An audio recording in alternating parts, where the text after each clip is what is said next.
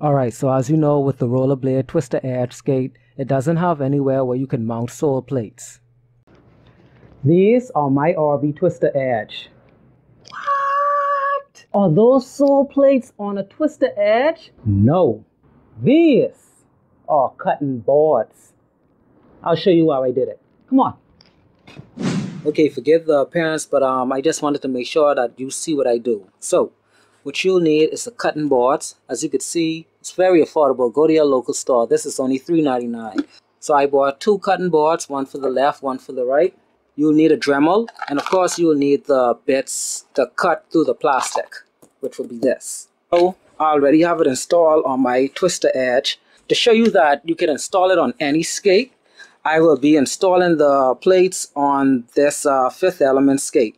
It doesn't matter. Once you have the unmountable frames, you want to just take off your frames, and yeah, it's time to get to work.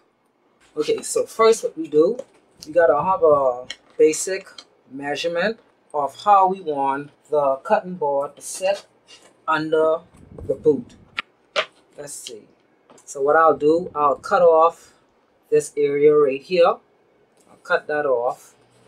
By the time I put this on, I probably have to trim some of it off as well. You don't want it to be, when you do a parallel slide, the board scrapes the ground and causes you to slip out. I wouldn't want that to happen to you, me, or anybody. Drill some holes where the mounting hole is supposed to be. And yeah, you can see where I'm going with this. Let me just get a marker, measure this part that I'm going to cut off. Okay, let's take up the rotary tool, also known as a Dremel. This one goes up to, I believe, 6, which is 30,000 RPM. Okay, so I got the cutting disc on. I have it set to 3. Let's see if it cuts.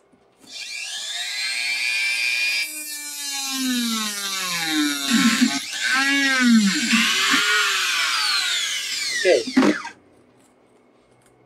that's it.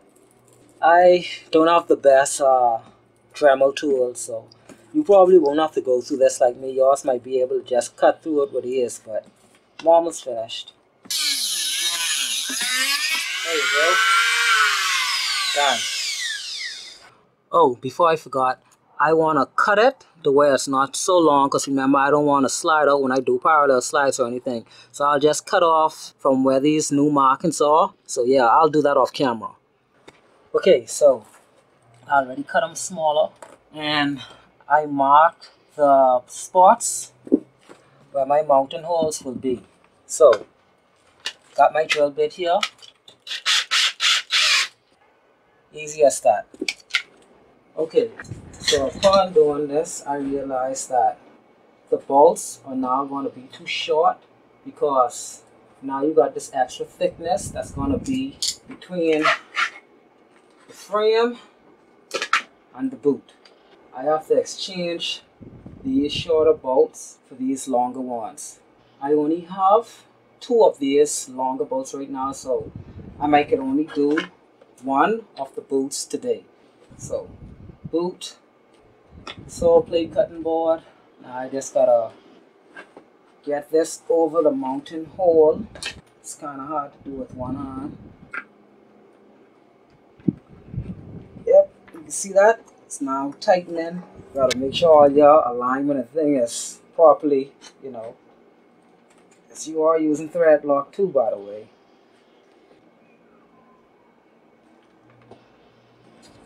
Okay.